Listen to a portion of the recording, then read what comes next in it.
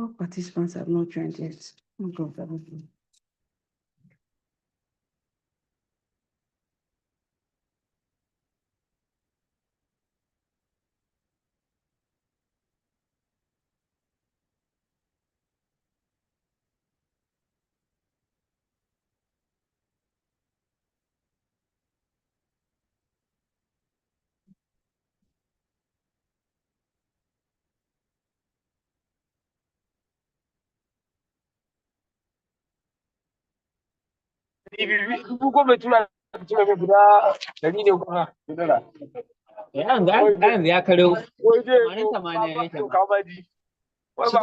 Hi, good afternoon, good evening, everyone. Welcome to the Braze Live Interactive session for week 2.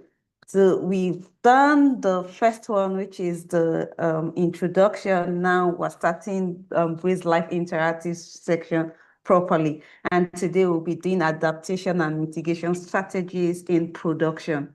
So today we'll be looking at these with some very wonderful personalities. I'm sure one of them is someone you already know because he took one of the courses in Module 2 if you've gone through the portal.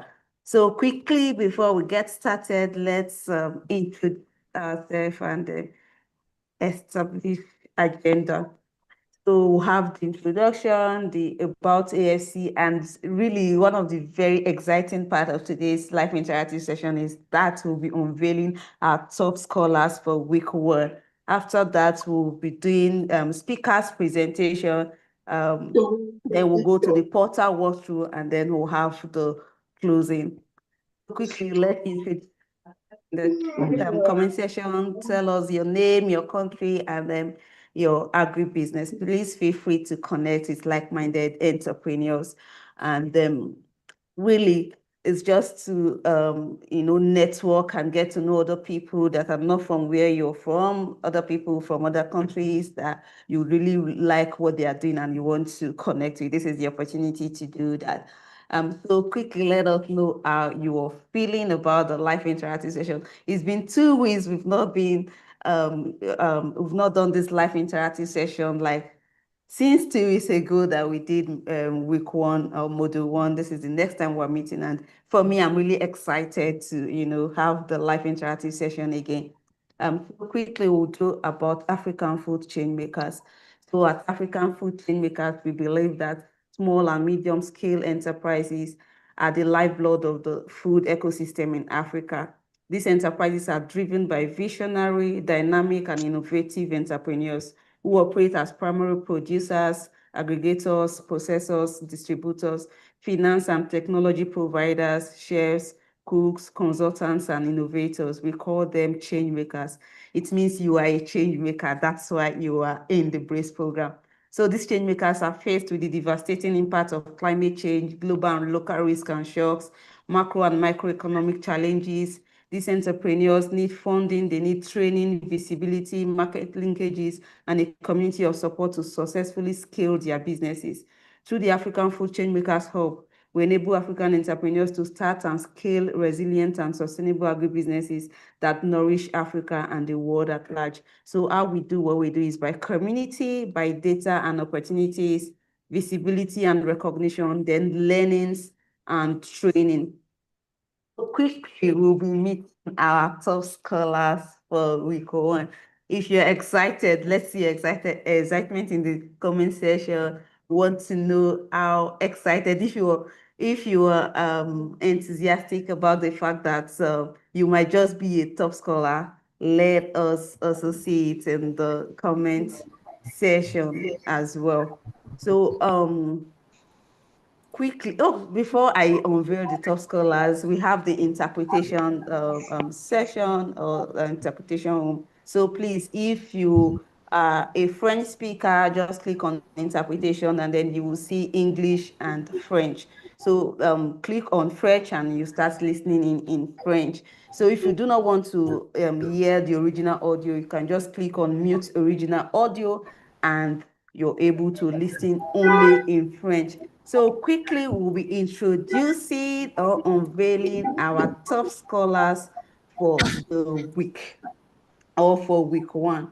So for week 1, we have, let me see your um, clapping ovation in the comment section for these people that made it to the top scholars for week one. So you never can tell, you might just be a top scholar for week two. So you better clap for people now, so that people will clap for you when you become a top scholar. So in no particular order, just as you're seeing them in the screen, I'll just be announcing them. So we have Elizabeth B. Abioye from Nigeria as a top scholar. We have Nkosinati Lamula from South Africa. We have Lauren Nkube from Zimbabwe. We have Joel Akpora from Central African Republic. John Afiku, Nigeria. Babadid Bayong from Ghana. We have Precious Kayenda from Malawi. We have Nicholas M. Wambua from Kenya. We have Egeonu Samuel from Nigeria. Nsi Bekewa, I'm sorry if I'm not pronouncing your name well. Nsi Bekewa Lamini from Eswatini. We have Malamba Crispin from Democratic Republic of Congo. We have Olabisi Adeshino from Nigeria. We have Ellen Nkoma from Malawi. Chiamaka Onuma from Nigeria. We have Yaya Kamara from Mali. Alice Mdolo from Malawi. Vivian Ochieng, Kenya.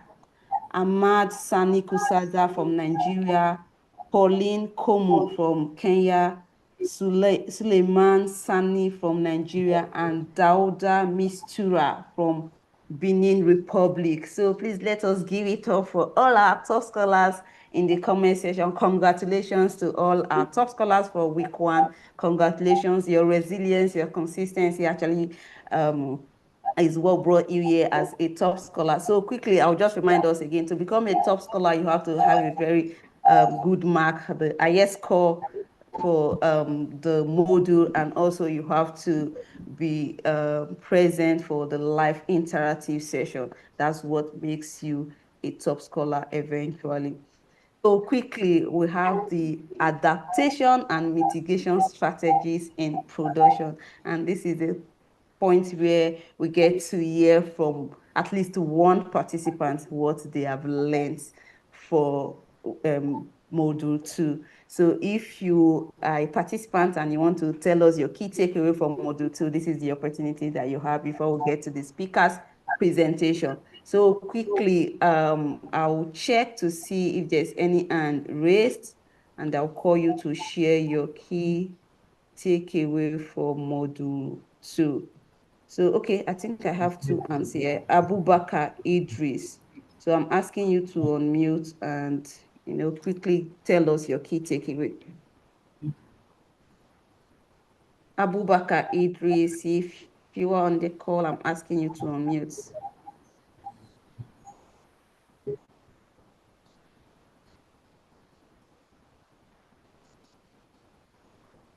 Hello, good afternoon.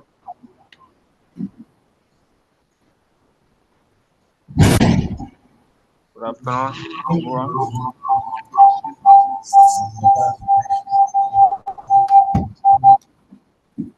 Hello, good afternoon, everyone. Good afternoon, Abubakar. Yeah, we can hear you.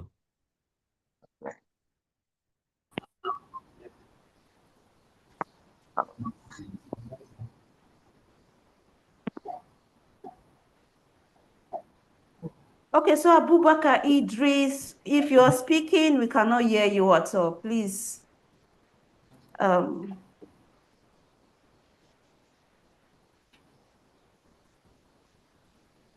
Abubakar Idris, I see that you're not muted, but I cannot hear you at all.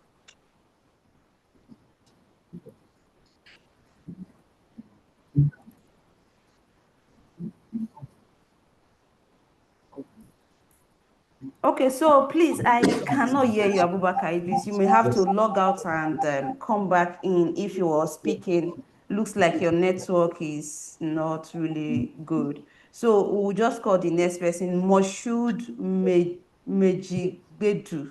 Oh, I'm sorry if I didn't pronounce the name well.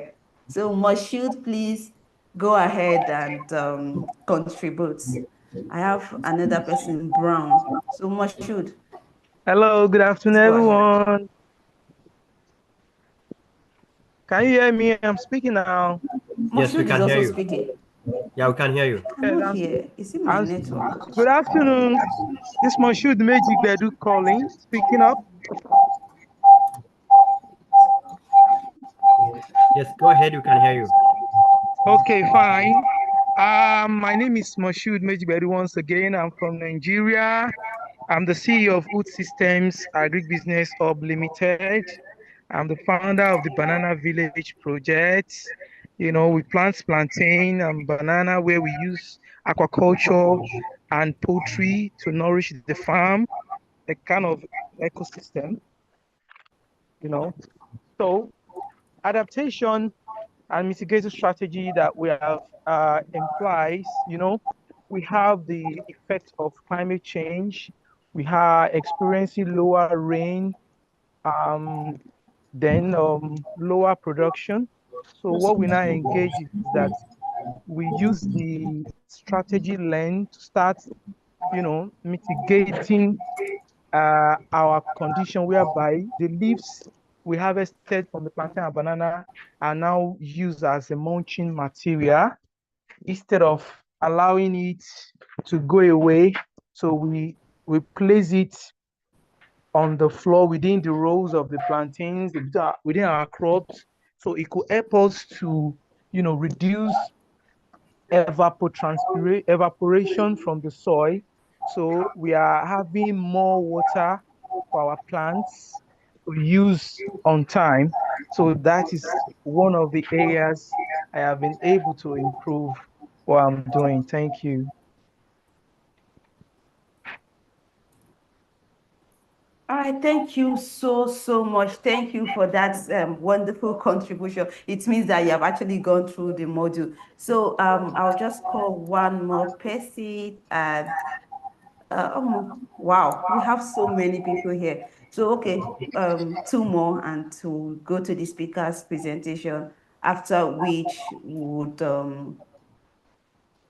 come back again to those of you that are raising their hands. All right, so Rebecca Katambi, please, I'm asking you to unmute and go ahead. Thank you. Yes, good afternoon, everyone. Yeah, good afternoon. I can hear you, please. This is Rebecca from Kenya, part of Aviani Farm. So at Aviani Farm, we do have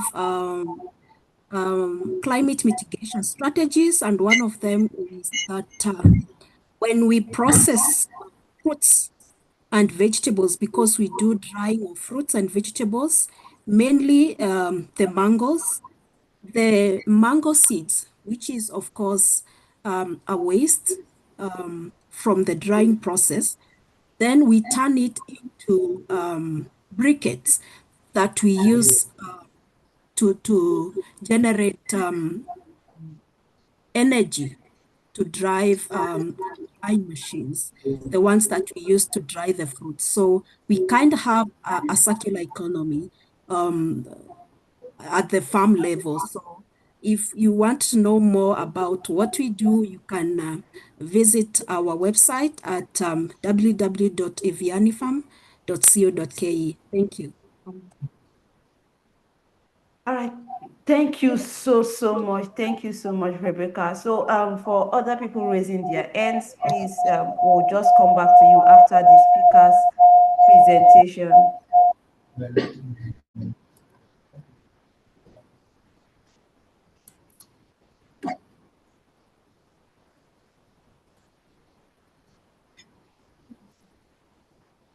All right, so quickly we'll go to the speaker's presentation so that we don't waste too much time with the speakers.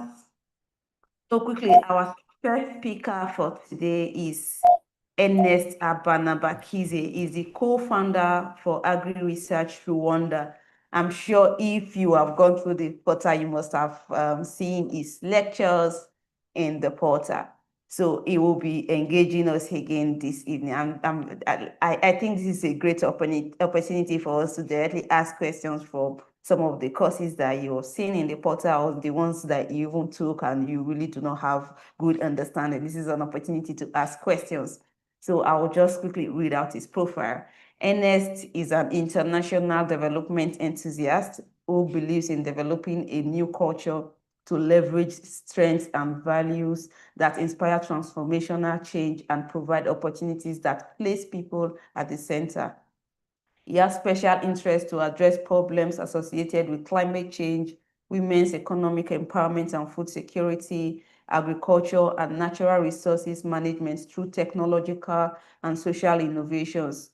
He has designed and coordinated a lot of initiatives related to capacity building, training programs development, and research action promotion in areas of climate change adaptation planning, food security, and women's economic empowerment across Africa and North America. He also has extensive experience in project management, research, and policy analysis. He's a co-founder at Agri Research Rwanda, a youth-led organization promoting digital and market-oriented agriculture in Rwanda. He's currently working as an independent consultant to develop nature-based solutions and data-driven decision-making framework in agriculture. So with the loudest ovation, even if I cannot hear it in the comment section, let us put our hands together in the comment section for Ernest Abanabakize as he takes over the virtual podium. Hi, Ernest. Can you hear me? Hi, Patience. Hi, good evening or good afternoon, depending on what time it is from your end, right? Yeah. So, good afternoon at your end. So, good morning Oh, here, and I'm so oh, happy to see you all. It's always my pleasure to be part of this conversation. It's one on my heart, and I always look forward to hearing from you guys, hearing from your testimonies, and hearing from what you've been up to over the courses of the time. So I guess Patience has already done justice to my introduction. I'm not gonna go much into who am I as a profile. I would rather jump quickly into what we have to discuss. First of all, I do assume that you guys have read my modules, and maybe before I made something maybe that was not mentioned, I do live in Canada. I have worked for organizations such as Future Earth here in Canada. I've worked at McGill University here in Canada. I've worked with Oxfam, Rwanda, and also in Kenya. And I have been fortunate enough to actually travel across many countries in Africa. So I know some context of what's going on in terms of productions, crop productions, and the effects of climate change. So as to add to my background. I'm not gonna go into too much talk today. I'd rather hear much from you. But before I do that, I have a very small presentation that I want us to go through. It's gonna take us maybe 5-10 minutes max. Give me a second.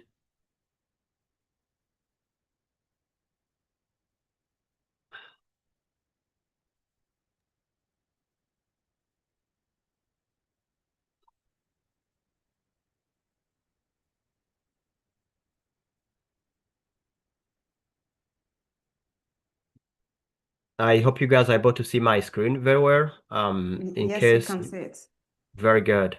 So again, because we keep talking about climate smart agriculture as a jargon. I don't want us to hear this anymore as a jargon or as a technical term.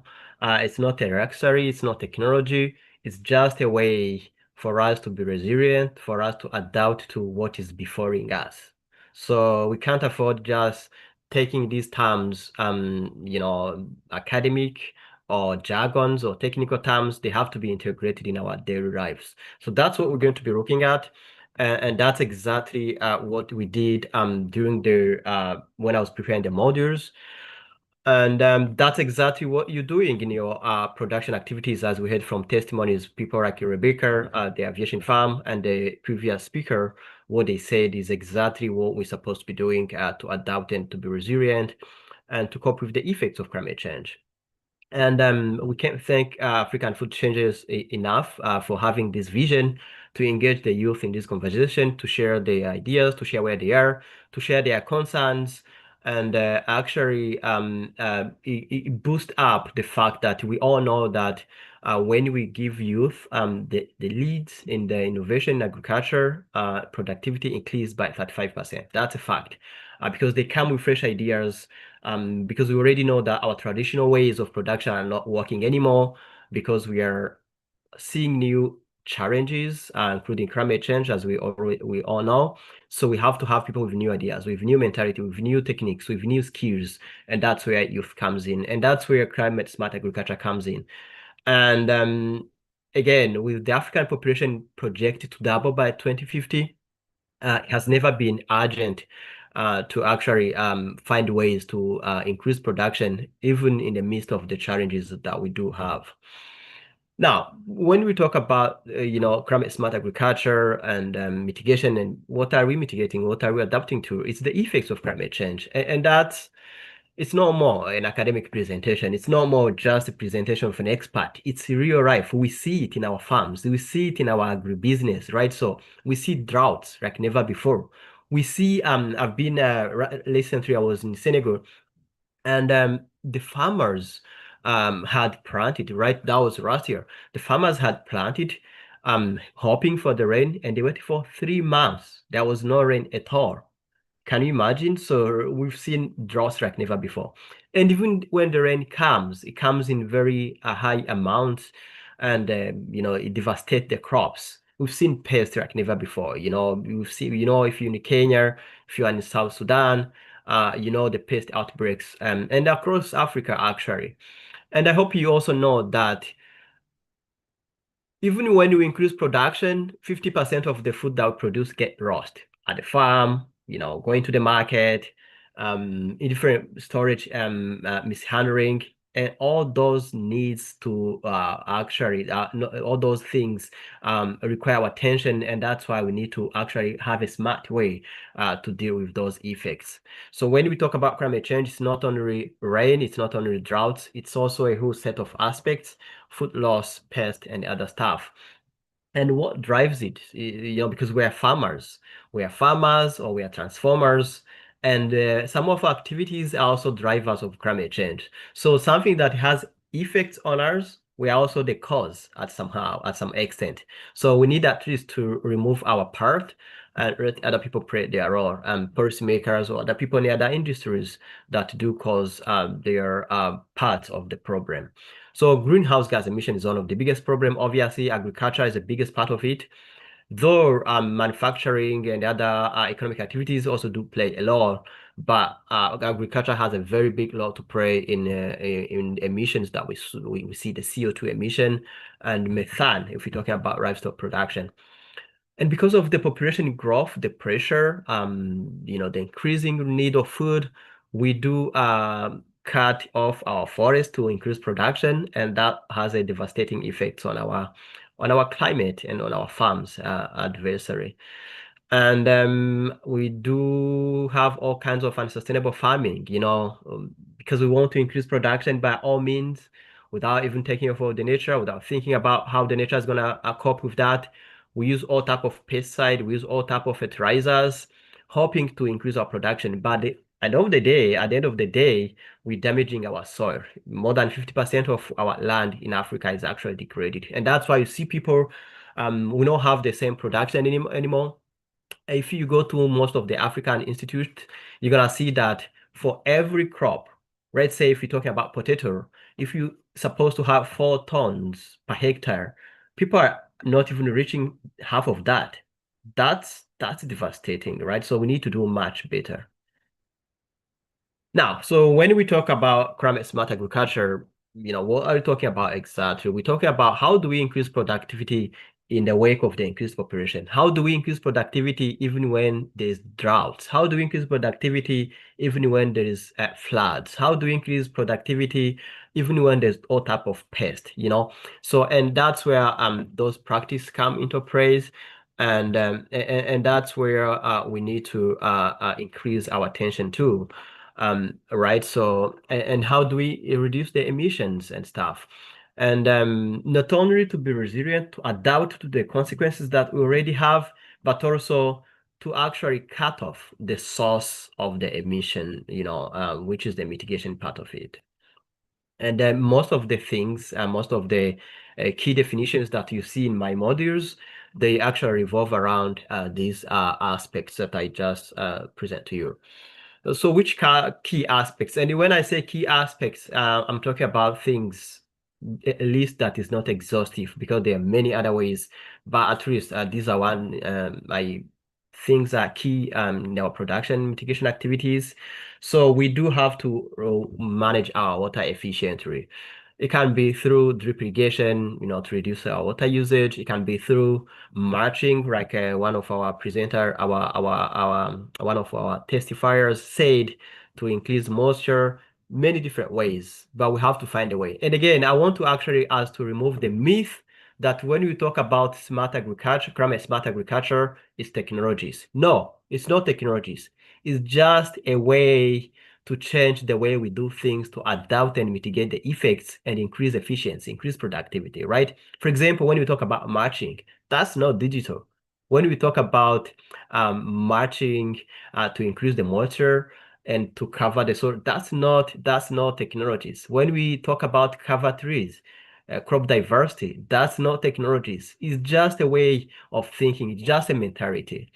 So you're going to hear a lot of terms, things like regenerative agriculture, things like conservative agriculture, things like natural farming, agroecology. But really, most of these things boils down to protecting our soil, because the soil is the base, right? Because that's the medium we're using to produce. If our soil is better off, our production is going to be better off. If our soil is sick, our production is going to be sick, no matter what. No matter how you fertilize, no matter how you use pesticide, if your soil is sick, you gotta spend enough time actually healing your soil. And all these things, regenerative agriculture, conservative agriculture, mostly the main reason is to try to heal our soil, our base. When we talk about tree plantations, when we talk about mulching, cover crop, using organic fertilizers, ensuring that we actually have a circular system in our farms. We're talking about and try to regenerate our soil to ensure that our soil is regenerated enough. And obviously, technology is part of it because we need to increase efficiency. So we need to feed 200 many billions of population in 250. So we can't do the same way. We have to find a way to double or even triple production using the same resources. And that's where technology comes in. Things like using the mobile applications to optimize the use of fertilizers, things like using the drones to increase precision when you are doing fertilizers, things like using the GIS to also increase efficiency and increase precision. And for all of these, there's need to be policy support from government institutions. There's need to be policy that consider that young people don't have access to land, for example. There's policy that include youth in the financial capabilities, things like ensuring that how do they get collaterals? They don't have land. They don't have resources they can put down in the bank to get the loan. How do we include that in the policy that actually do facilitate the youth?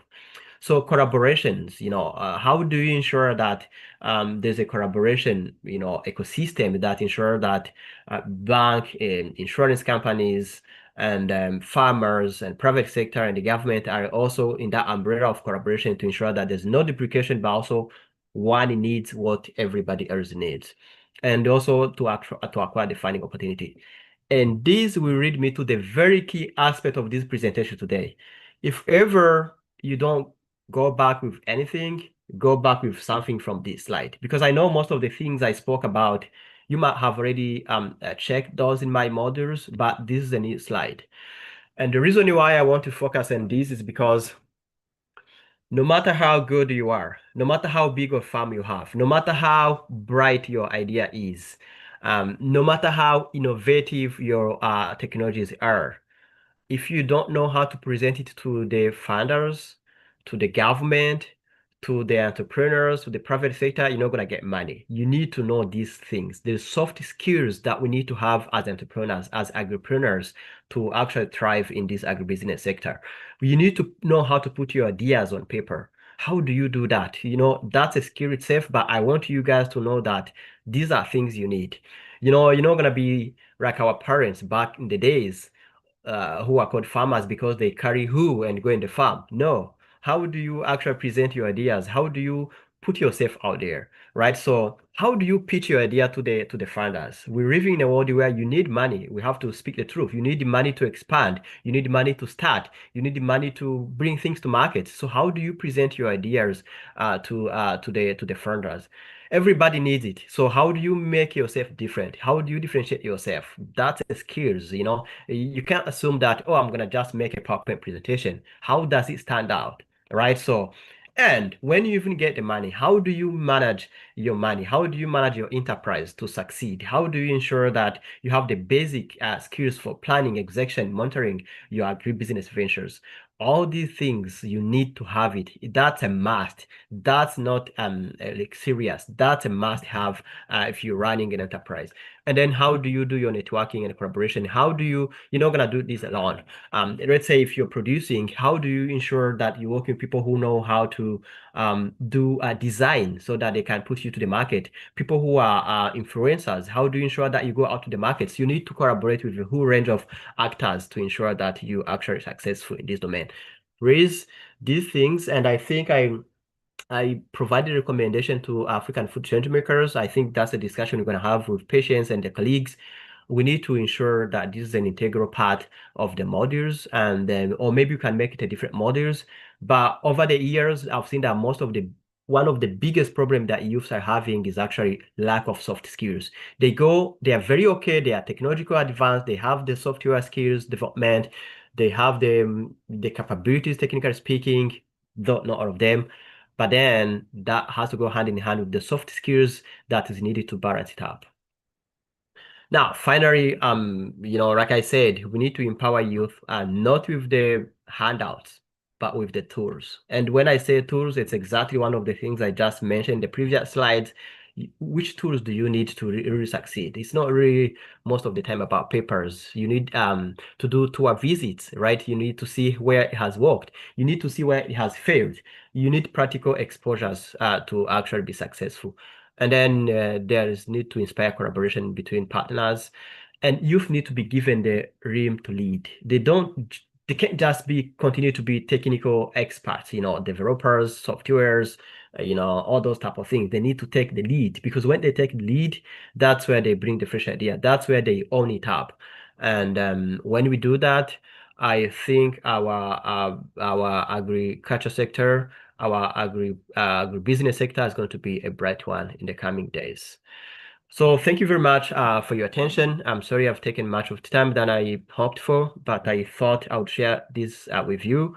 And I'll be happy to chat with you and hear from you, your ideas, your questions. It's always a pleasure. All right, thank you so much. Thank you so much, Ernest. Thank you for the insights you've just provided. Again, as always, it's always rich.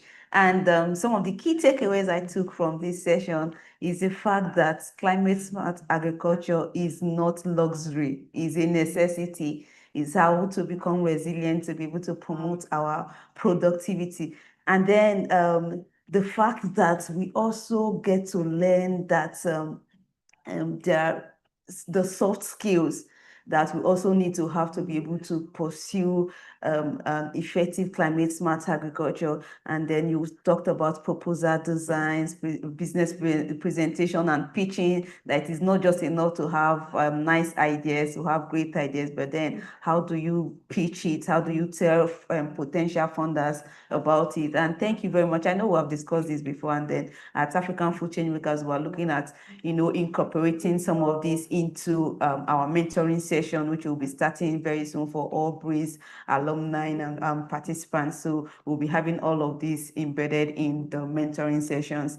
Thank you so much. Thank you so much, Ernest. And in the comment section, participants, let's give some clap and appreciate and say thank you so much to Ernest for all of the insights that he has shared. Thank you so much. So, but before we allow participants, ask questions and you respond to them, we just like the other speaker to give his own presentation so that we can now go ahead to have the question and answer session together. So quickly, I'll share my screen again, say that we can have the presentation for,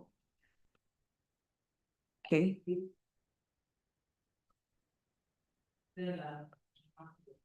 Okay. All right, sorry about that. So quickly, I want to introduce our next speaker for today. His name is Dr. Philip I. Ifejika. He is the Assistant Director of Research and Extension, NIFFR, Niger State, Nigeria. So he's an Assistant Director of Fisheries, Research and Extension and has 23 years of working experience in fishery and aquaculture research, extension and outreach, training and communication with the National Institute of Freshwater Fisheries Research, NIFFR, New Busa, Niger State, Nigeria. Dr. Ifejika has worked with public and private NGOs and farmers group and has engaged in mentoring and coaching of youths. He had implemented projects in Nigeria and ECOWAS sub-regions like Senegal, Ghana, Cote d'Ivoire, and Sierra Leone. He was the immediate past Vice President, Aquaculture of the Fisheries Society of Nigeria, FISON, and Niger State Chairman of FISON. He is a fellow of AESON, FFRC, WUSI China, and CORAF. So with a loud ovation in the comment section, let us welcome to the virtual podium, Dr. Philip Ifejika. Good afternoon, sir. Good afternoon, doctor. Yes, I'm with you. Hello and good day. Good day, sir. So I'm handing over the podium to you, sir. Please go ahead. The slide, are you sharing from there? Yes, I will share. I will share, sir. Okay. Okay, good day. First and foremost, I want to appreciate Ernest for his presentation. He has also laid the foundation for my presentation in the aspect of the climate change. Because climate change is climate change. The only difference is in the production you are engaged. So it's a pleasure to meet him and all the participants.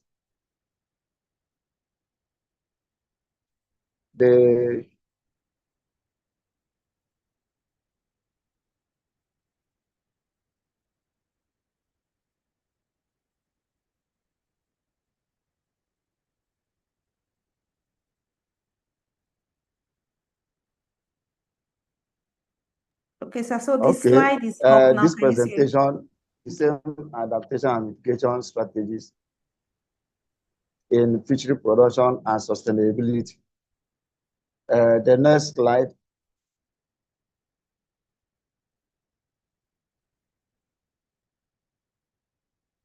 The outline, we have definition, why aquaculture, adaptation, and mitigation. You see, since we are talking of fish, tilapia, I think is common in African countries. And then catfish. Nigeria is a popular fish, which most aquaculture farmers engage. Tilapia, many countries, Ghana, Senegal, and the rest, they like eating tilapia. So next slide.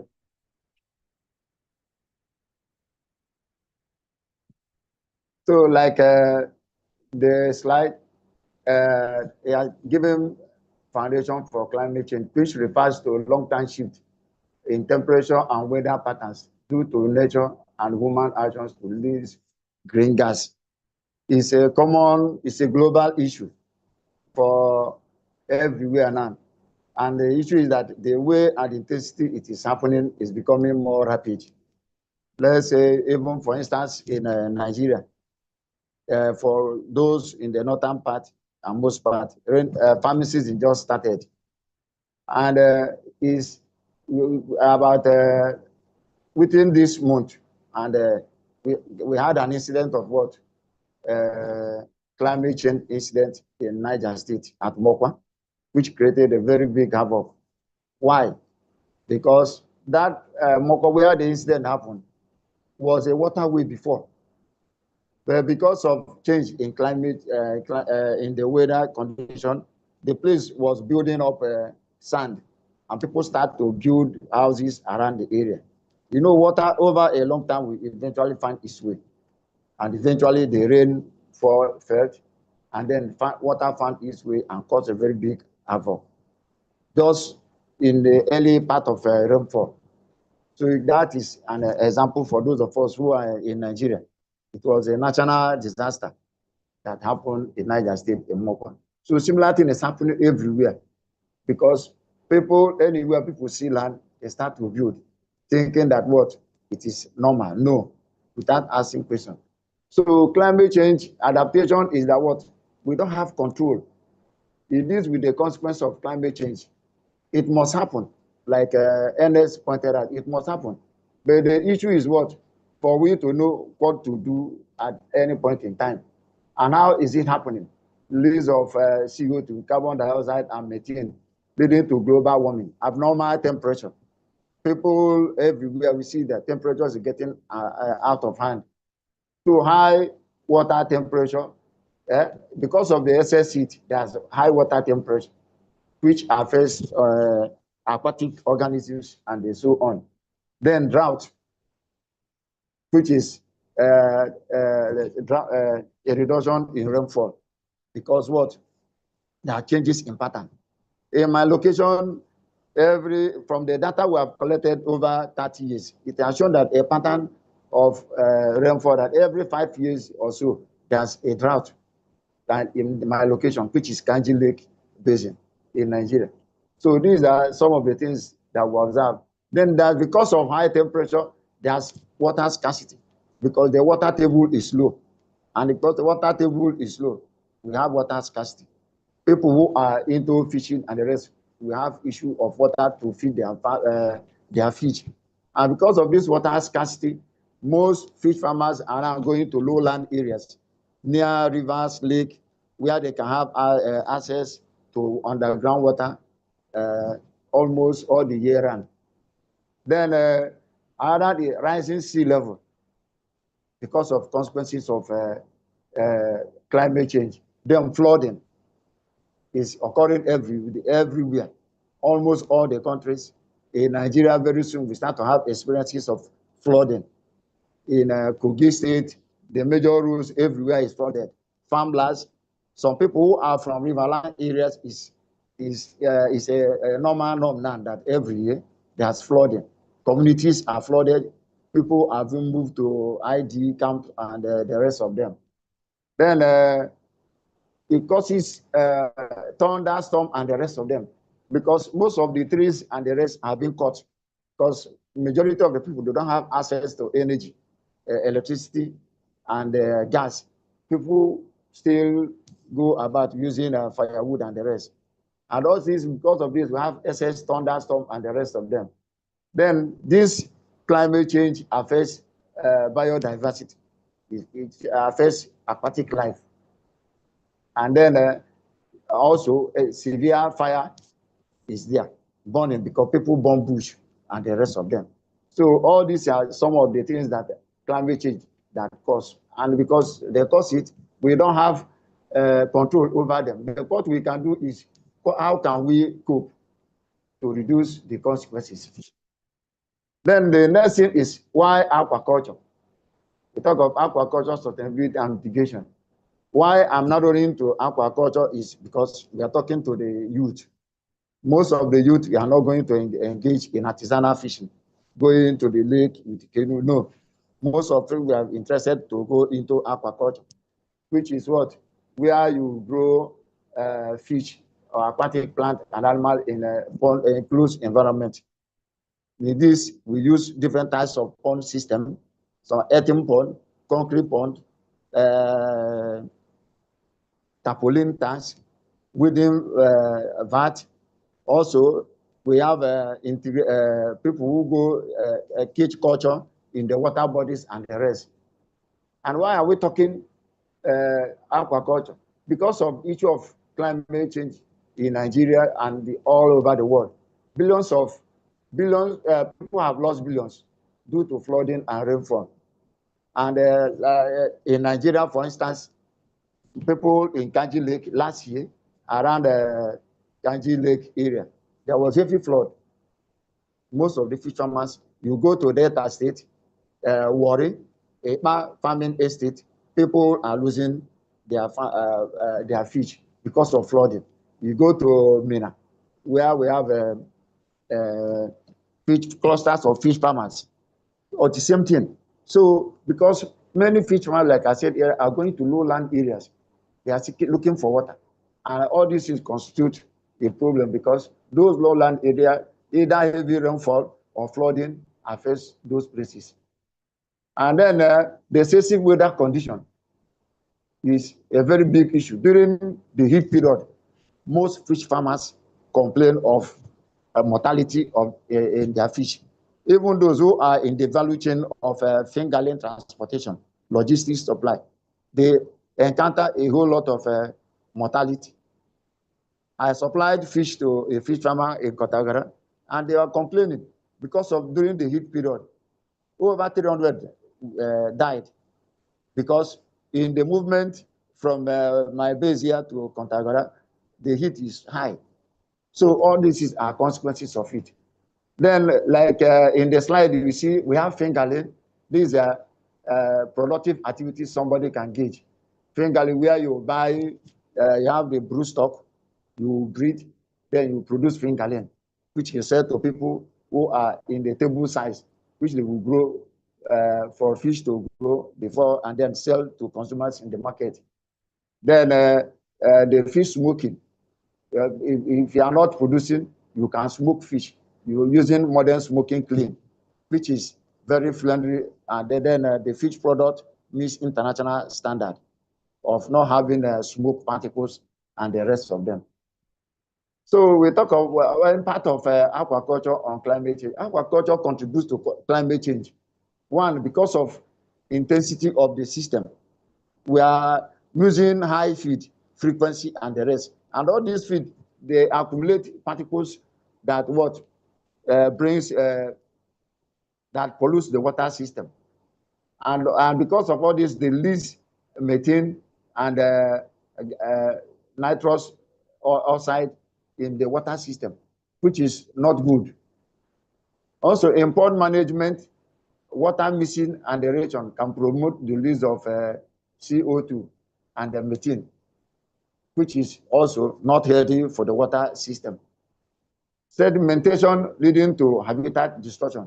Because of the water body where people are farming and all those things, there are sediments, and all this way they pollute and they reduce the level of the water, which will affect the fish and other aquatic organisms in the water body.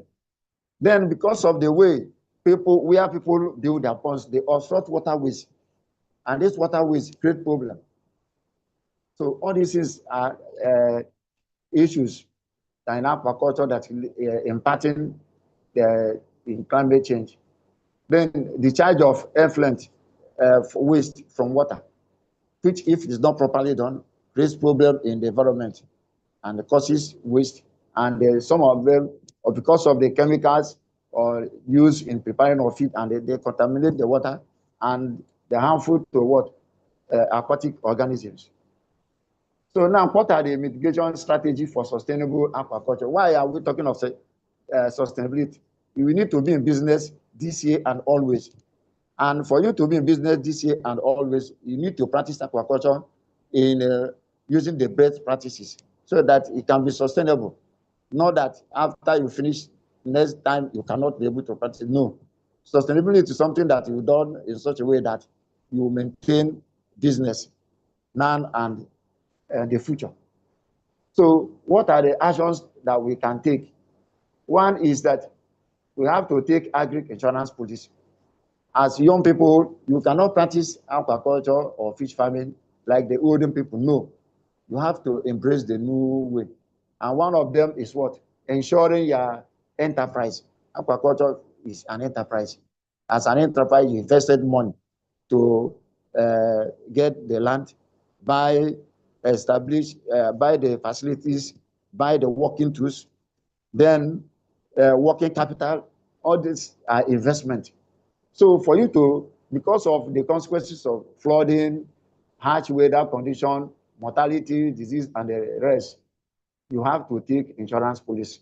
But unfortunately, is that what most fish farmers, only few awareness is high, but only few people, less than about 10%, are taking insurance policy in aquaculture in Nigeria, based on some work that has been done. Because of this issue, in 2022, Niger State Fisheries Society, which I'm the chairman, will organize a training for fish farmers on the importance of agri-insurance in aquaculture. Then another one is we have to adopt integrated system or cage fish culture. Integrated system, we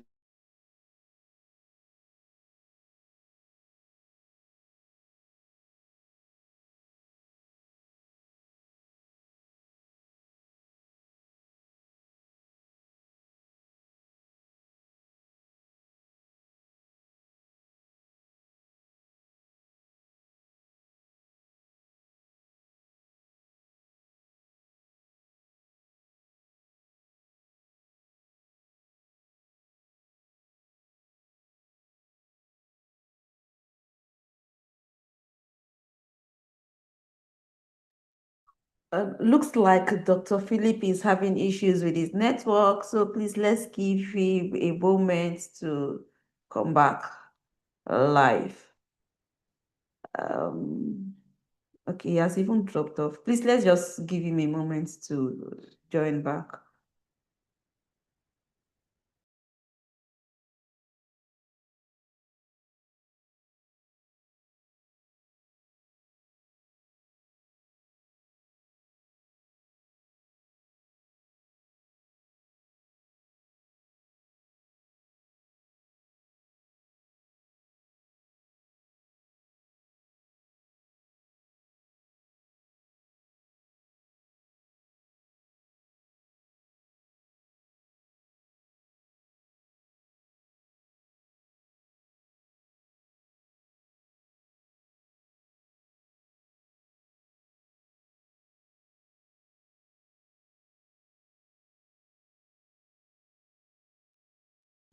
are you with me?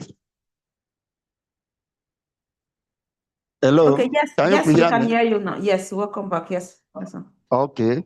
So like I was saying, so some of the mitigation strategies, the second one is the use of floating fish feed, which is common now in aquaculture in Nigeria. Over 90 to 98% of fish farmers are using floating fish feed, not the sinking type. Although they still use the sinking type at the later stage, at the early stage, they stop the fingerling, they use floating fish feed. And what the advantage is what? You reduce waste, and then you can monitor the fish and know the period they are satisfied, then you can stop feeding. So it's a very good method to mitigate against the climate change in aquaculture. I'll talk about integrated and cage culture. Then another one is the adoption of polyculture, which is where you stock the same different fish species at the same time. For instance, catfish is a bottom feeder, and then tilapia is a surface feeder. So if you stock two of them, not only that, the catfish will also later feed on a tilapia, which helps you to reduce cost of production. Then another one is we need to go into digital, acquire digital water quality testing kits. You can't be in aquaculture without having a testing kit because fish is water, water is fish. And the environment where the fish stay has to be conducive. So you need the water testing kit. We have multiple testing kits. We have single. like for PhD, oxygen, dissolved oxygen, temperature, and the rest of them. Nitrogen, nitrite, and the rest of them. Because if you don't take measurement of your water quality, which means you are going to run at a risk. Once the water is polluted and the fish cannot breathe, oxygen and the rest of them, or excessive pH, then there will be mortality, and then even diseases and the rest of them. So it's very important. Then another issue is what? As a young fish farmer, before you buy land or your location, you have to make inquiry about the site so that you make sure that it's not along the waterway where you are going to have obstacles during rainy season. So you have to make investigation on the local knowledge of the area to make sure that where you are buying, siting your pond is not on a waterway. So it's important. Then weather, we have to invest in weather information and data. You don't need to be informed about this. Any farmer need to know about weather information. Like this year, NIMET, Nigeria Meteorological Agency, they gave a prediction on the various states when rains will start and the rest of them. So as a young fish farmer, there's need for you to have weather information on your area. It will help you to know the season of rainfall, heavy, and the season of drought and the rest of them. So it's important. Then on the production system, you will invest in recirculatory system or aquaponics system. But the issue we have with this is what? It needs electricity. For those of us in Nigeria, but in other African countries where there's electricity, that's a plus for you. But with that, you solve a whole lot of problems. Water quality issues, and then the fish will grow will grow faster. And again, you rear your fish within a short period of time. Then another strategy is to plant shade crops like banana plantains around their pond area, so that it can help to bring shade and reduce the effect of heat on the pond, and that will help to reduce heat, the temperature around the area. Then in some places, people need to use aerators. So instead of using generators, because generator is a pollutant to water, to climate change, we try to use what? Solar powered solar sources, so that it can not be contributing to climate change. So solar is a very good system for us to use to power aerators in our pond and the rest of them. Then another strategy is low input plant feed like duckweed. Many farmers are using it as an alternative to reduce costs. Our institute, we have trained people at Lagos under a project where they're using duckweed to reduce high cost of feed. It's economical. Both catfish and tilapia, they eat it. And not only that, also USA, they have introduced in their project feed something feed, which they worked in some states, in Delta, this Niger State, Ebonyi State, and the rest. So they introduce it too. The other way to work smart is to stock juvenile instead of stocking fingerling. When you stock juvenile, you rear your fish at a shorter period and then save money and also reduce mortality. So don't stock fingerling so that your fish will not die. Because if you stock 1,000 fingerling and stock 1,000 juvenile, at the end you are going to have about 20 to 30% mortality in the fingerling, but juvenile less than 5%, because they have grown, they can withstand shock and other harsh conditions than fingerling. Then another one is responsible discharge of wastewater, which means we must be familiar with environmental safe gas and the rest of them. These are some of the things, so that you don't discharge your water to create problem in the environment and the rest. Then because of in coastal fishing communities, I just want to break this thing is many, all of them are usually, they are used to flooding and consequences of climate change. In Nigeria, people who live along River Niger, Benue, it is a common thing that almost every year there's a report of what flooding and the rest of them. So those people in those have to be early warning signs. There's always a warning from NIMET about period of flooding and the rest of them. So people should have to obey that. The other thing in those places is what? They have to seek for alternative livelihood enterprise, not only depending on fishing. Like we are introducing aquaculture in fishing communities. And with that, because fishing now, most of the fishers, the catch is low, unlike before. So fishing cannot sustain them. So you have to introduce alternatives. Some are also into farming, livestock rearing, and the rest of them. So this alternative fishing lively. Also in some places, you see some youth, they are going into speedboat transportation and the rest of them. Then the next point is livestock that adapt to flooding environment, like duck. Recently, I saw in Asia, they're using duck as a mitigation strategy because the hen and the goat, they cannot swim during flooding. So they have to introduce duck which can swim and can lay egg during flooding, and the person can still have income instead of engaging in goat and chickens that cannot swim. Another issue is in those places, as I say, early warning, they have to set up ID camp, internal displaced people's camp, early, where they can stay, and then to be alive, pending the time the flooding goes down. Then under the crops, they have to use early maturing crops and weather and the climate tolerant. There are crops, for instance, there are rice varieties. They mature early for 44. Some they can grow in the water body.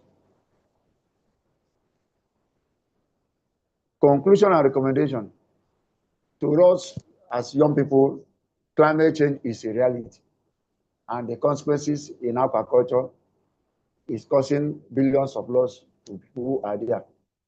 Aquaculture contributes to climate change, so we have to know the system we have to practice, like I mentioned.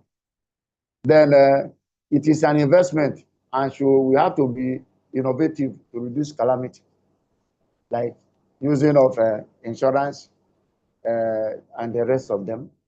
Then the third point is that we should work with weather information. This is a very good point. We cannot neglect it. Any farmer now who is not working with information, we have problem. And then follow up policies and regulations that support climate change, which comes from the government, NGOs, and what, or even rural communities can have their own laws that can help people to mitigate.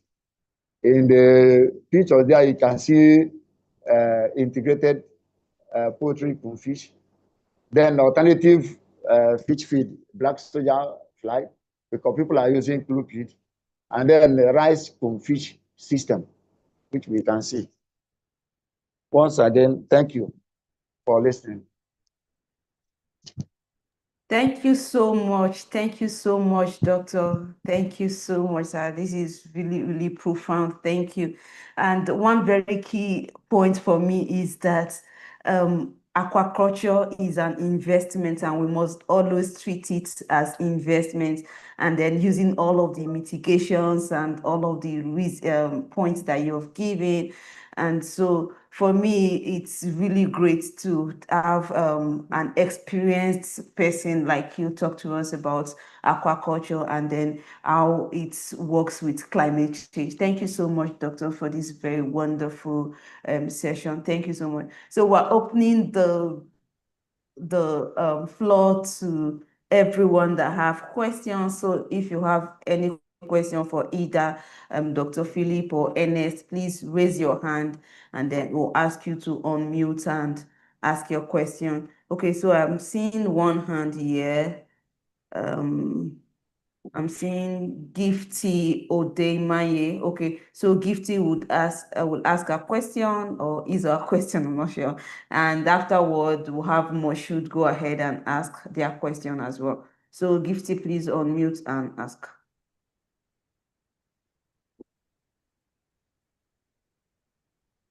Hi, Gifty. If you're there, I'm asking you to unmute.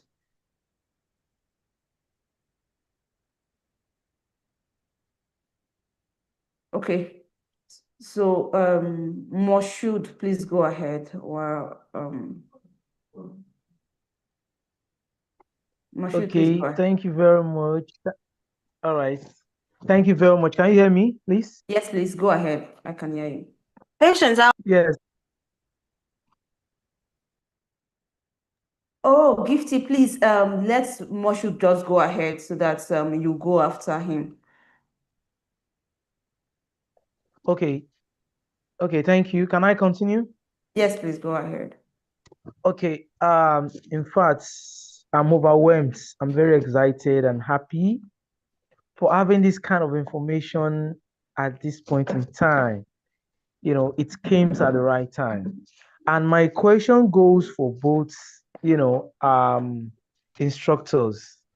I remember I listened to the first speaker on one of the direction of the lecture on YouTube with Samson Ogbole, and I visited him in Soides Farm a few days ago, and we were talking about carbon credits, and it's very exciting. I want to understand more about carbon farming, and I through the models, I discovered that I'm sorry, the models does not emphasize much on wind and its effects. And I remember I lost a lot of plantains and banana last year on wind. So I would like to know how or strategies to use to mitigate, wind. We've been talking about the heat, temperatures, drought, and all that, but wind specifically. I want him to, have points that can share with us. More so in the area of fish. Yes, I also have fish that I'm rearing because we're using the water to irrigate the plantain farm. I want to ask our host that is it compulsory for catfish to be reared under sunlight?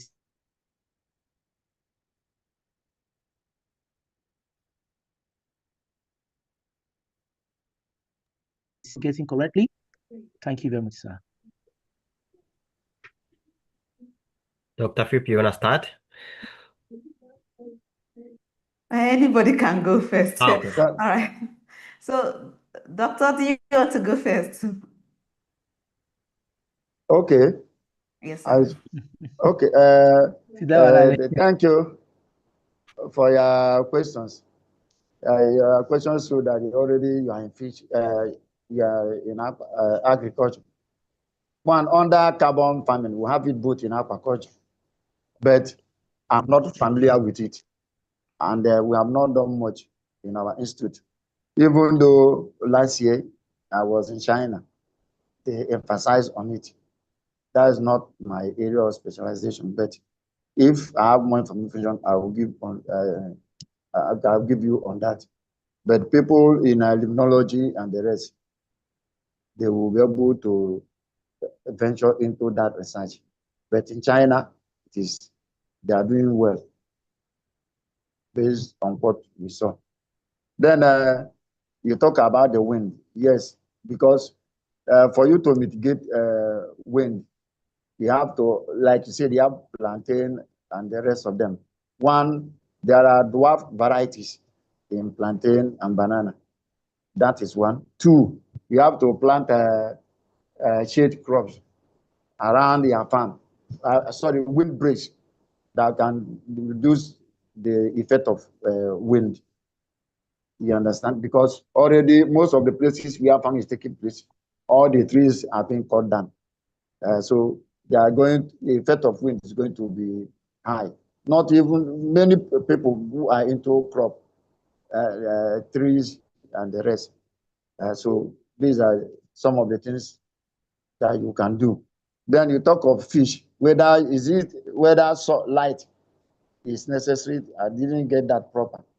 But Okay, so like what he asked there, he asked that is it compulsory to rear catfish on direct sunlight? That was what he asked.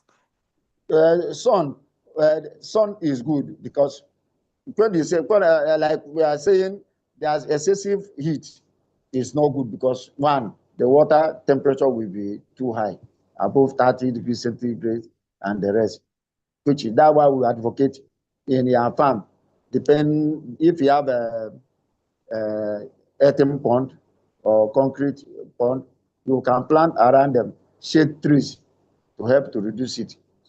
Everybody needs sun, but everything has a limit.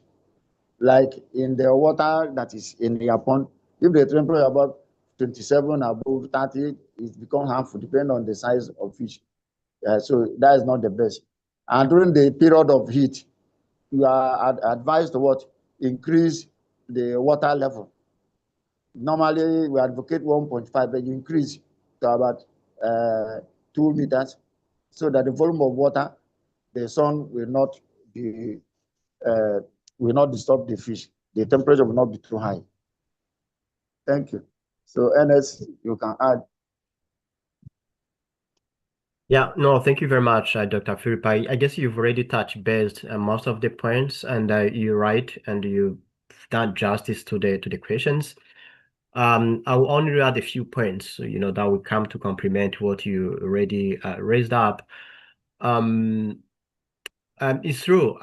When we're developing the modules, we can't touch every single aspect, see, right? So because again, you guys are across Africa, and we really try to lay the foundation, give you the basic things, concept, in a practical manner with examples, so that you can learn from those. But we understand that there's variety in context, obviously. So for the wind, obviously, like Dr. Philip said, the key things is the shade trees, tree plantation in the surrounding of your farm, and depending also on the land, on the land slope, again, that's a very big factor as well. So is your farm at a hillside? Is your farm in a valley? If you're talking about a land that is at hillside location, you're also probably gonna be able to do the terraces.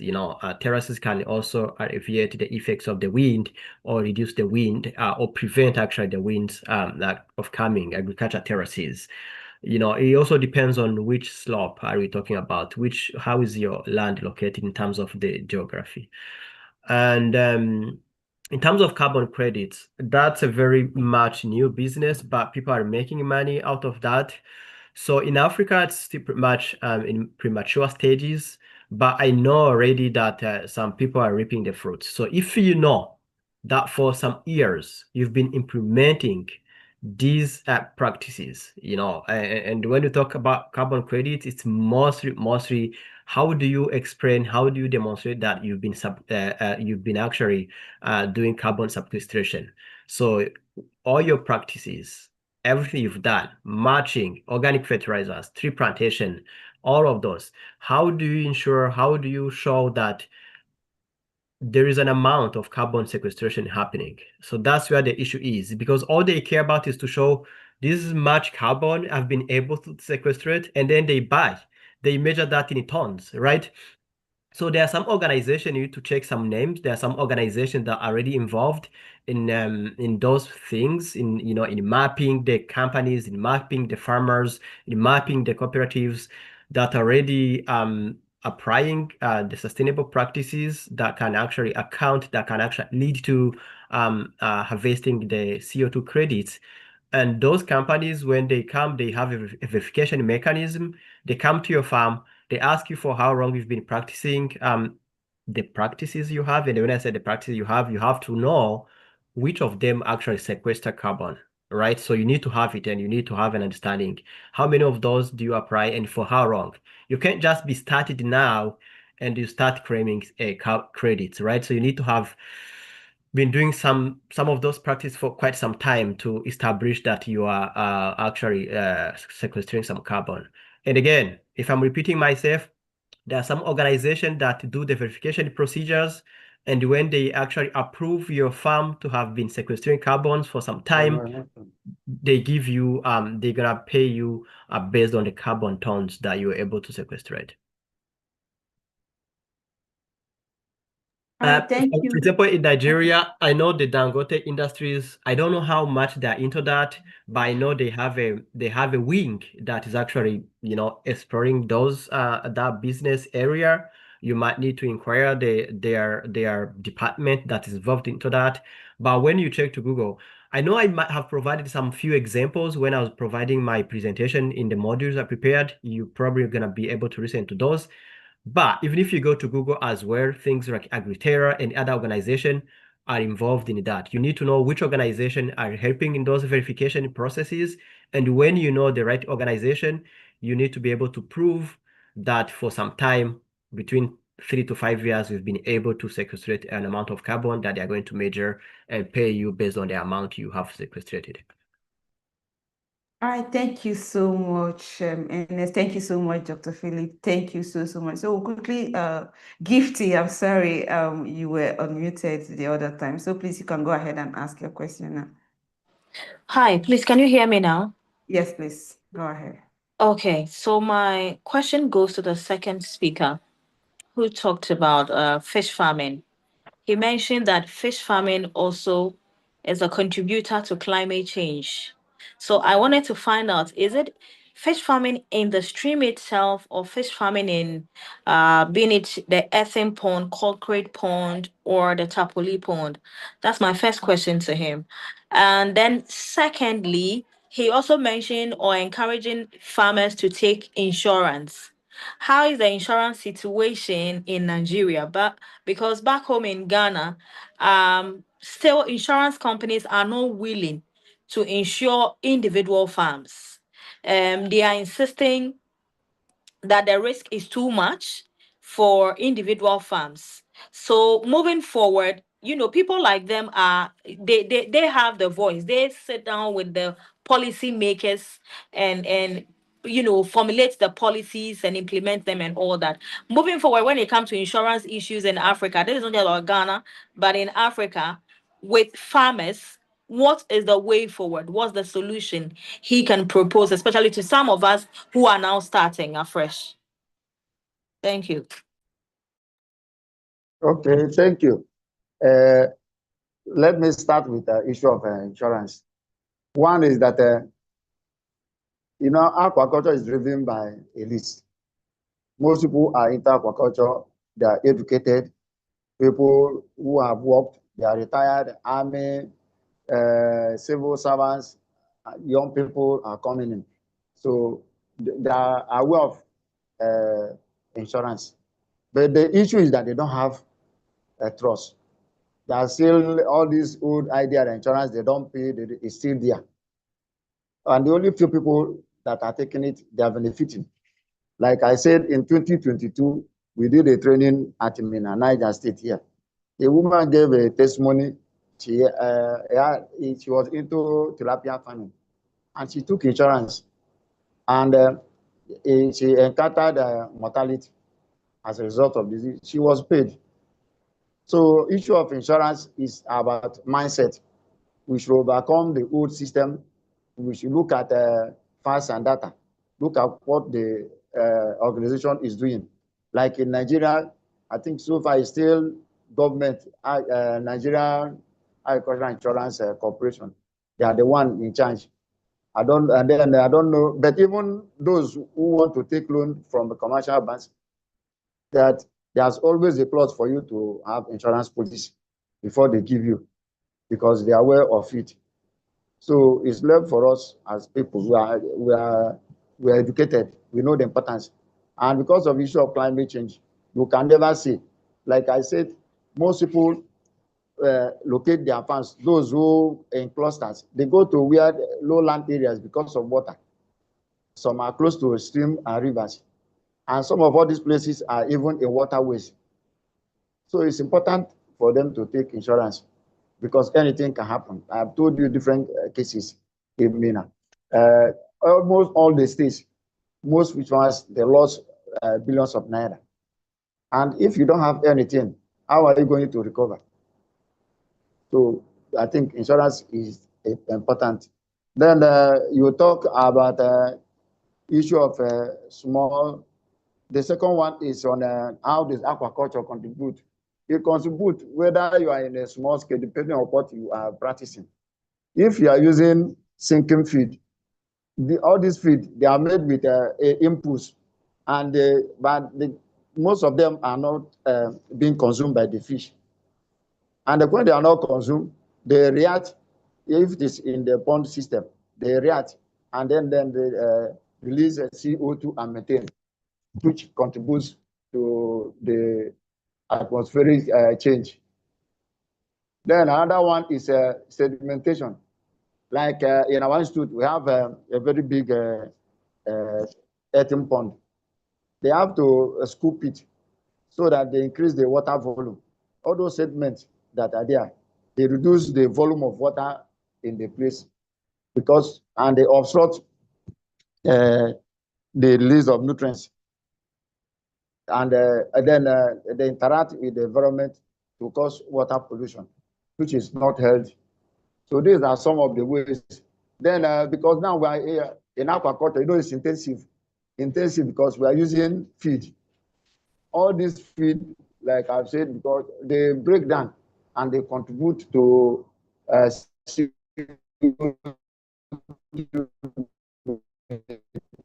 that releases oxygen in the.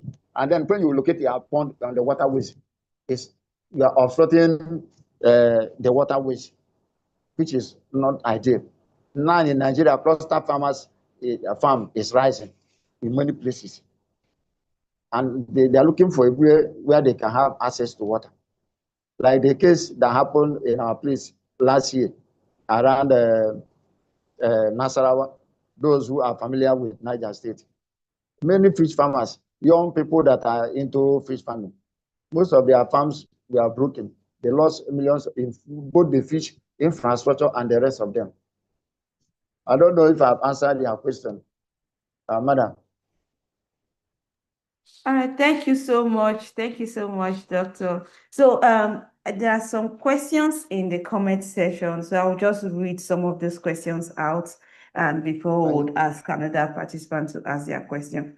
So this first question is saying, I am an improved seed entrepreneur in Mali. We produce in collaboration with agricultural seed producers. Regarding water management, what climate smart practices can we use in our production systems? Ernest, sir, I don't know if you would. And I think somebody had asked that question in French, right? Yes, it's the French guy that asked the question. So I just can really respond in French, no worries. If the speaker we actually have the French interpreters in the room that are interpreting. Okay, that's fine. Yeah, so like we said, there's ways of managing water because we already know that the water is not, first of all, enough and we need it. And sometimes during the drought seasons, some crops still need water. So, and that's why we said implementing efficient technologies such as drip irrigation, what we call goutte à goutte in French. So that way you're going to be able to actually minimize the amount of water you need per unit crops, things like drip irrigation. But without even going deep into things like drip irrigation, when we talk about smallholder farmers, if you work with smallholder farmers and cooperatives, do you know for a fact, I've been in villages, very rural areas, even the normal irrigation using the arrosoir, using the normal small extension that people use, people, instead of actually irrigating the root, people are irrigating the leaves. So that's why people need to go back to the basic principles. When you're doing irrigation, you don't need that much water. People are just spraying using the rosin can. You just need small amount of water and you put it just close to the root on the soil. You don't need to arrose the branches, the flowers, right? So you just need the water down there. But in terms of technology, because we're talking about youth and agribusiness, I think so far drip irrigation is the one of the best recommendation that we have. because the drip irrigation touches exactly, the roots, and actually you connect to the root system so that the system connect to itself, and you only irrigate when needed, which means you automate your whole system in a way that the plant only takes water when it's needed. It's not formula that you have to irrigate morning, noon, and afternoon. There's nowhere that science says that it has to be those hours. It's just assumption because they know by all means the plant is going to need some water at different time intervals. But when you have an automated system that connects the root system to your water system, the roots actually will trigger the system when only it needs water. And those are the type of things we need to be putting in place and to ensure that we use our water efficiently. And things like electricity is a problem, I understand, but we have solar-powered irrigation system. We have our sun. The sun is one of the gifts we do have in Africa. We have to make use of it. Yeah, those are the few things I can mention. And lastly, like we already said Dr. Philip mentioned that, I did mention that, we also need to know what are those varieties that are, heat tolerant, that are flood tolerant. So we need to choose our semence. We need to choose our seeds also wisely. All right, thank you Okay. so much, Ernest. Let Oh, me all right, add to what Ernest said. Other people in crop is a greenhouse technology, which is coming up very strongly.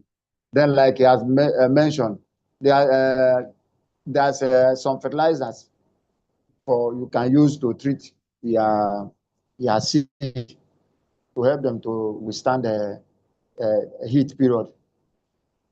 And the market, agri-tech, they have it. Then let me use this opportunity to answer some questions I saw on here. Somebody asked about what is the best method of raising fish, earthen pond, tarpaulin, and concrete. All of them have the advantage and disadvantage. First is the allocation. What is best for you? Earthen pond should be the best because even if your research has shown when you stop fish, earthen pond, tarpaulin, the one in earthen pond does better. Because fish is in their natural environment. They also have some other feed they get from the environment, which they eat. Even if but in the concrete pond is not the same. Tarpaulin pond is not the same. So earthen pond should be the best if you have the facility, the land, the space to do that. But if you don't have, fine, you can tarpaulin, you can use them. Then somebody talk about what is the implication of using low-cost feed, such as black soldier fly, maggot, or this? One is that low-cost feed is to reduce the cost because feed is a cost about 70% major operating cost. So in alternative, black fly, it has been tested. They are using it in some places because it's a little bit cheaper. Maggot, and if you can raise them, they are organic and they are good. Duckweed is cheaper. So it's reducing the cost. They don't have like catfish, which is in Nigeria. The catfish eats anything. It's a omnivorous feeder, and it's a benthic feeder, so you can eat anything. And it has been found both black soldier fly, maggot, duck, they are all doing well, and they have reduced the cost. Unlike people who are using their feed to produce their feed, so it's very well. Then what are the recommended ages for tilapia? Then if you are using polyculture, tilapia and catfish, you first put your tilapia for about a month or more before you introduce your fingerling, so that before the catfish will grow and then start to feed on them, the tilapia them have started multiplying. You are not going to use the one that can multiply because the excess is the multiplication. They multiply in thousands. So that will help you also to reduce cost. That's one advantage. Then somebody mentioned something on the madam that asked me. He said some other methods like I mentioned, like use of floating fish feed will help us in our practice. Also, where you have electricity, we are talking of a circulatory system. It's a function of having electricity. Once you have it, That one is the best because it saves a whole lot of problem. Water quality parameters is reduced, and within a short period, you harvest your fish once you are feeding it very well. Thank you. All right, thank you so much, Doctor. Thank you so much. So I've seen that NS is saying that we'll be dropping off quite soon. So before that, let's quickly take our group photograph and with our speakers so that we're able to present ourselves before them whenever we see them. So please, let's quickly put on our videos and take the family picture like we always do with our speakers. Then afterwards, if any of them still have time, we can have one other question, right? So quickly, let's put on our videos. Okay, I see that some people have started putting on their videos. Thank you so, so much. Thank you. All right, so I know that my team members have started taking the pictures. All right, thank you so much, everyone. Thank you for putting on your videos. Thank you so much. Thank you so much. And before I go, I just want to say thank you very much for African food change makers to put in place such a platform. Thank you for all the audience. It's so inspiring to hear your examples, of testimonies of what you're doing on the ground. It can be better. And thank you very much, Dr. Philip, for your insightful presentation. And I look forward to keeping hearing more of these stories and sharing our knowledge and expertise. And I wish you all success. Thank you so much, Ernest. Thanks for always responding and coming on this platform to speak with entrepreneurs. This is not taken for granted in any way. We appreciate this, and then thank you for all that you do for agripreneurs in Africa. Thank you so much. We appreciate that, and to have a good day. Hold on. Hello. Oh, yes, Dr. Hello. Yes. There are some questions. If I have the opportunity, you can send to them, then I can provide answers and send to you. Okay. Somebody asking about polyculture, whether it's safe. It's very, very safe. We are talking of you are using the water body in a better way. Because if you stock only one type of fish, if it is a ventic period, the one that's bottom, then the surface, what happens? So when you stock tilapia and this, the fish feed on tilapia, the tilapia, they're also feeding on the surface. So it's a symbiotic system. It's very, very economical. And I think it's better people adopt it. Although in Nigeria, monoculture is more popular than polyculture. All right, thank you so much, If we see the questions, we'll provide. All right, thank you so much, sir. So, like Doctor said, if you still have questions, I'm sure so many people raised their hands that were not able to take their questions. And the questions that are in the comment section, we'll try to pick those questions up, and then we'll share with our facilitators, and we'll eventually share via email all of the answers that they provide. So if you still have a question and you've not dropped it in the comment section, you can send it to any of the admins in the WhatsApp group, send it to our email, or even drop it in the comment section. We'll pick all the questions from there and then share with our facilitators and ensure that we get all of their responses back to you. Thank you so much, everyone. So quickly, we would want to, answer questions around the portal. If you have a question around the portal, maybe you have not been able to log in, or you have a problem with the courses and all of that, this is an opportunity for you to quickly raise your hand, ask us, and then we'll quickly provide answers to all of those questions. But you know that you can always reach out to us, any of the admins in the WhatsApp group, if you have any challenge, and would always provide answers to whatever challenge that you are having. So quickly, as we are having all of this conversation, I will drop the poll so that if you we'll drop a survey that you help us answer. This is for us to be able to improve the live interactive session that we'll bring to you every week. So if you answer this poll, we'll be able to now, go ahead and treat whatever concern that you're having around the live interactive session. So the poll is already on the screen right now. Kindly help us fill them, help us fill the survey questions that you're seeing in your screen, and then we'll ensure to, work with whatever result or whatever thing that you have.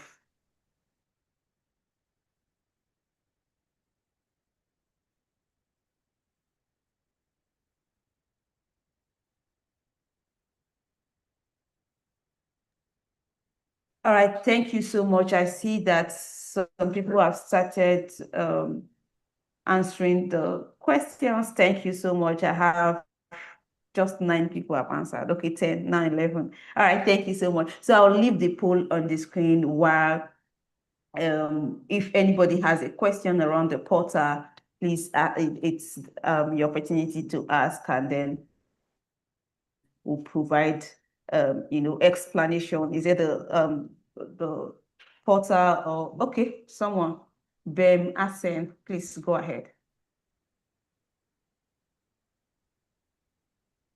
Oh, sorry, I'm asking you to unmute. Please unmute.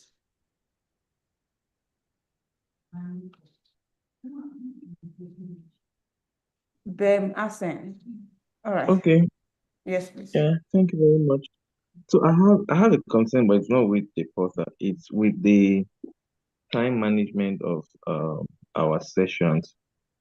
So I don't know, but if it is possible, um, we should make it in such a way that we can actually have more of these interactions, because I really would have loved to ask more questions in this particular session, but I didn't get a chance to do that. Usually, most of the time, what happens is when you have this follow up, questions, it sometimes doesn't work out, or you sometimes don't have the opportunity to ask on the spot the sort of questions you want to ask. So for me, if an adjustment is made in such a way that we have more time to interact with the facilitators, it will go a long way in helping my journey. Thank you. All right, thank you so much. You also know that this has a lot to do with also the facilitators' time as well and all that. So they have been on this call for more than 1 hour, and they also have all other things to cater for and to as well. So yes, I understand that, and would try to adjust other things to bring ensure that there is more time for our facilitators to answer questions, and if possible also reduce. That's one of the reasons why we reduce the presentation time, so that they will have more time for questions and answers. So thank you so much very much. That's noted. Festus, please go ahead.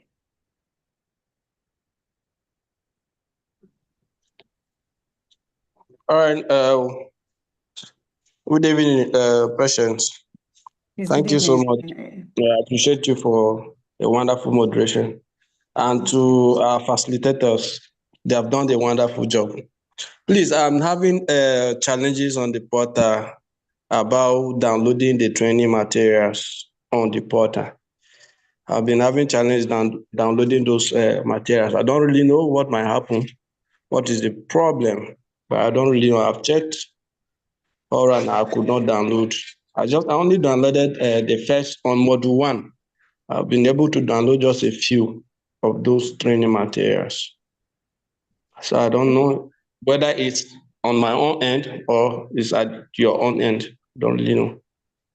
Okay, so for the training materials, we've actually have had some of these reports in time past saying that participants are not able to download the training materials. That's why every time we try to download and send them to the WhatsApp group so that participants can pick it up from the WhatsApp group. So the way it is in the portal is actually a bit technical. You have to be able to open the resource in the portal first before you're able to download it. So during download, what you do is to click on as if you want to save, and you save as, at the end of the day, it will now help you to be able to download effectively. So if you just click on that arrow that is that download arrow in the portal, you may not be able to download it really.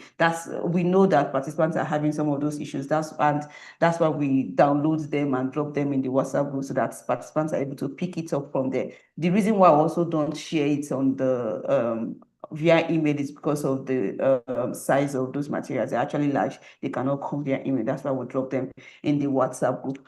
But then if you open the material first, you'll be able to download it. But if you click directly on those download button or that download arrow in the portal, you will not be able to download really.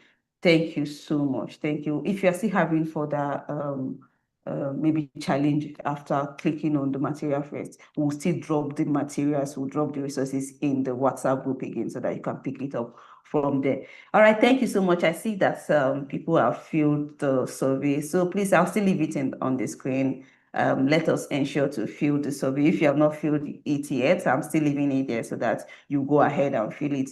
Kylie, oh, no, okay, Eukarya. I think Festus is, Eukarya, please go ahead.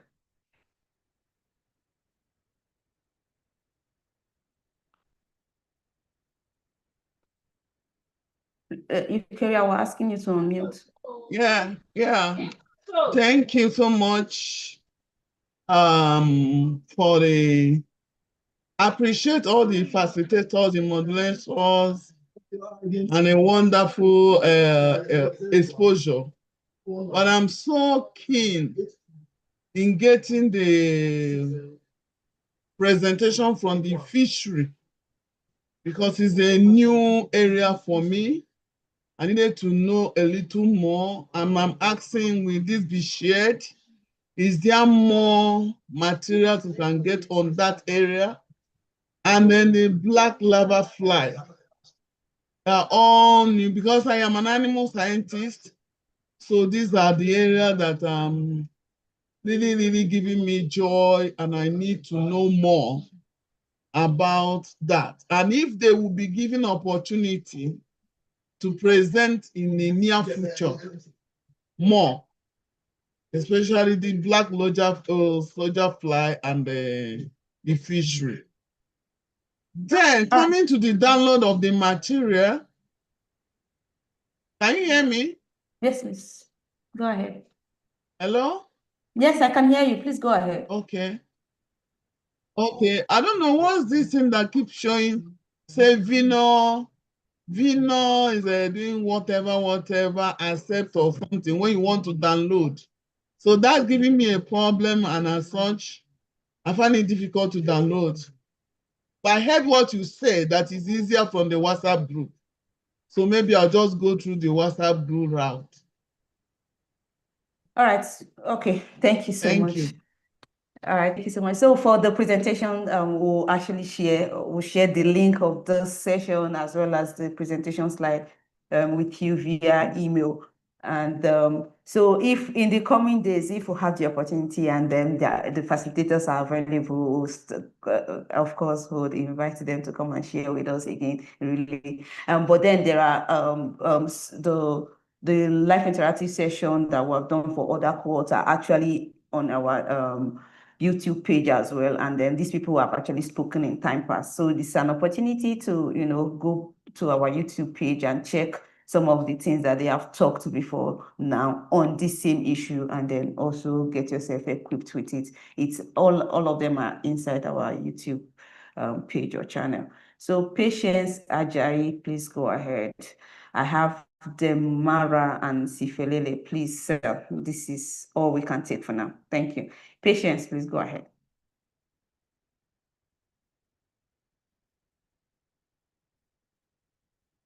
Patience, I'm asking you to unmute and go ahead. Okay, if Patience is not available, Demara, please. Okay, Patience. Okay. All right. Good evening. Yes, please go Good ahead. evening. Good evening. Good evening, moderator. Thank you so much. It was a wonderful presentation for all our speakers that have spoken so far. And I'm so much keen about the fish farming. Like I intend starting the fish farming. I already have the tarpaulin and all that. But I was thinking of, I don't know how do we get they were talking about fingerlings, the good one, whether it is imported or it is being bought within our region. Like I'm in Nigeria, most especially I'm in Edo State. And some other persons were talking, saying that they normally buy from the western parts of our nation, like the Yoruba side. So I don't know. I'm still so much. I don't know how to go about it in getting the fish, the fingerlings. Okay. All Hello. right. Thank you so much. Yes, I heard you. Thank you so much. So, like I said, any question that has to do with the facilitators and all of that, because they are no longer on the call, you might have to send it to us via email or on the WhatsApp group, or send it to any of the WhatsApp admins and all of that, and then we'll compile and send it to our facilitators and get back those responses to you. And just like the same thing I told you, Kyria, some of those questions have been answered and they are in some of the modules or the live interactive, past live interactive sessions that are on our YouTube channels and all of that. So you can make do with those resources and look at what has been shared before now. That way it will also help better. So before, there are so many hands raised right now. So please, before we go ahead with all of the hands raised, we actually want to invite our membership team to talk about the AFC membership. And like we have always said, Brace is just like a small part of what AFC is giving out. And there is something greater than just being a Brace participant, and that is being a member of the African Food Changemakers. That way it will open you to all other opportunities that are available within the African Food Changemakers platform. So quickly, I'll call on my colleague, one of the membership team member to, quickly take us through the membership drive. Hi, Sylvester, if you're on the call. Hi, Sylvester. Oh, no, sir.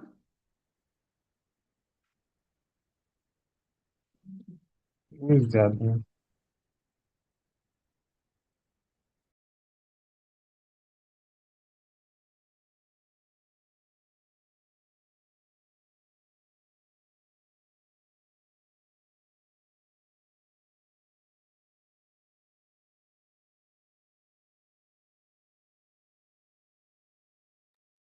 Hi, Patience. Please confirm that you can hear me. I can hear you, Nusa. Please go ahead. Yeah, okay, thank you. Thank you once again, and a big congratulations to our best participants. As we all know, the BRACE program is just a segment of the AFC initiative. We are a membership focused community, and all the programs and initiatives that we implement are for our members and potential members to benefit from. Before I start, I would like to know those on the call that are already members and those that are looking to add into the membership community. So if you're a change maker, kindly indicate in the chat box that you are part of the AFC community. And for those who are yet to become part of the AFC community, this is your opportunity to join the membership team. At AFC, we help entrepreneurs. Thank you so much. I can see a lot of response and a lot of members in the chat box. At AFC, we also help our community members to scale their businesses. We prepare our members to enter new African and global markets through the programs that we implement and through the initiative that we deploy.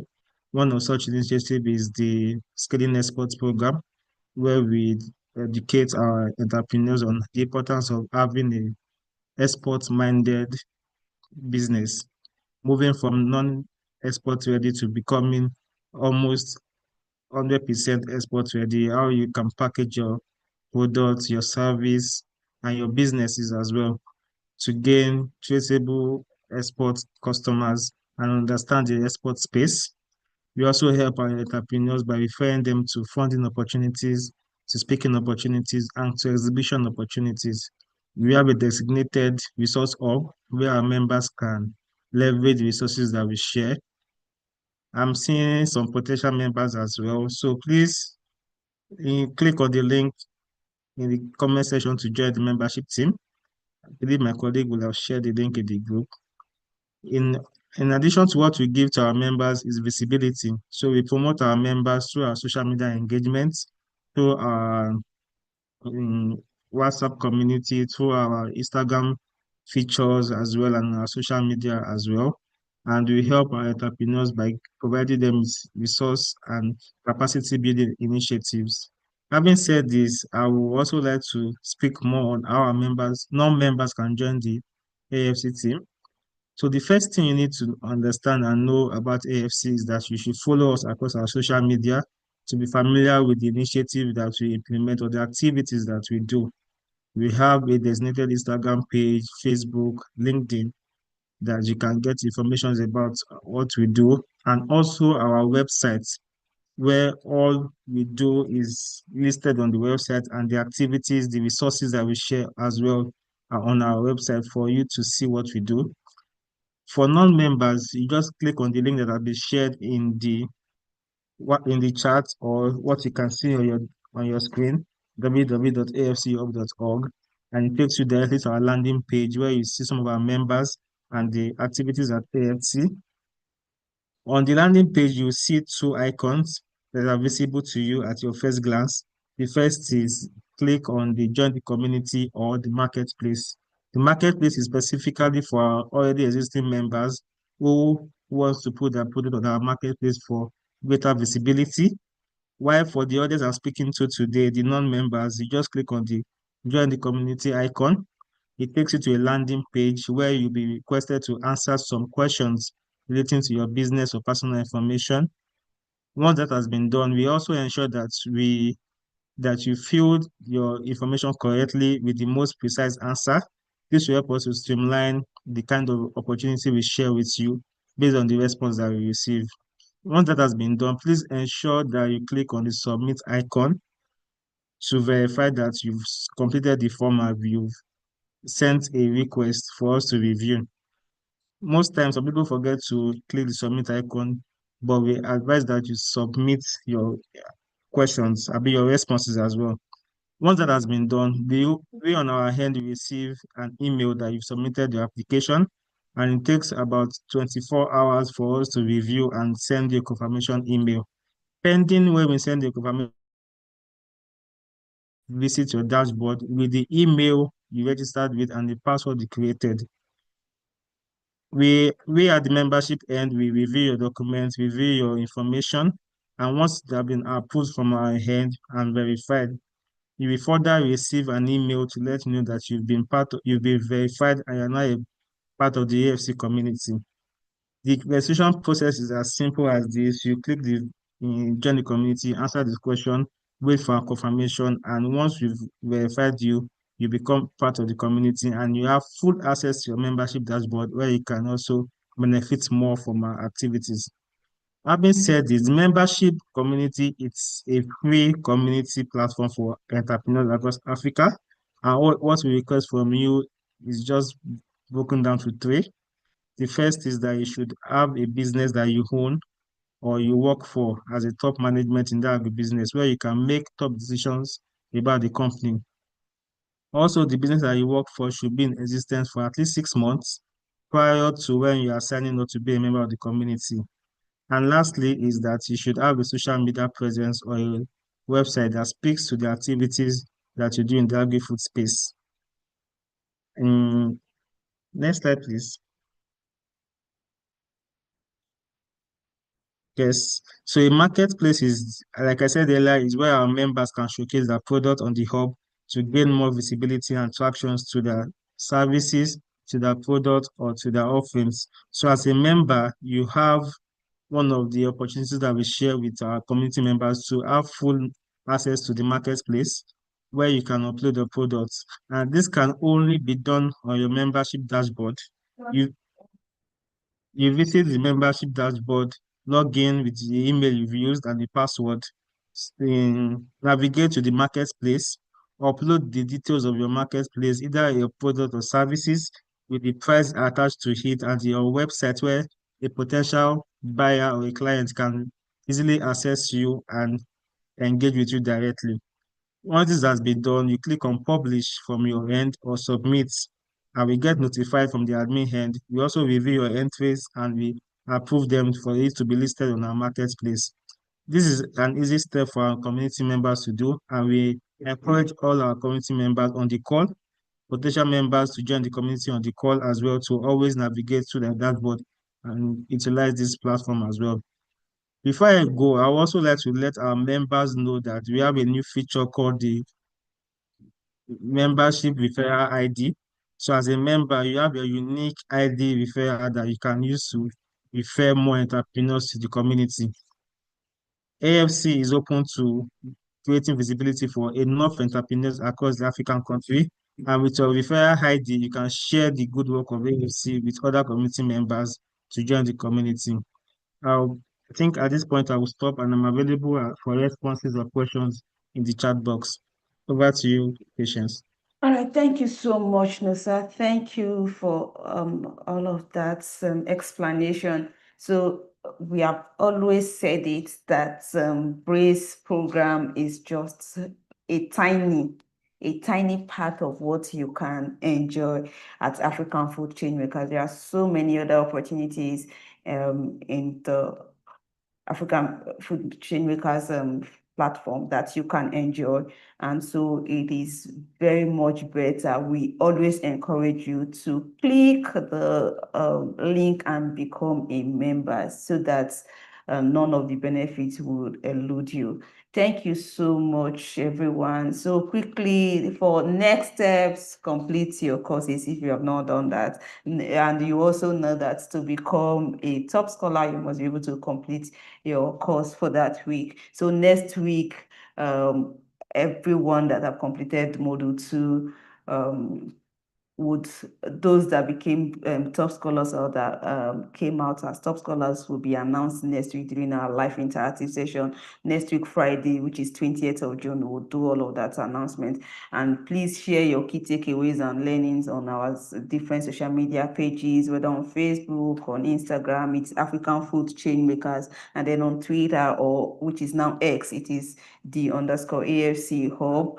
And then if you have any issue, you have complaint or inquiry, please reach out to us, any of the admins in the WhatsApp group, or please send us an email at braze@afchub.org, and then we'll be very glad to, answer all your questions.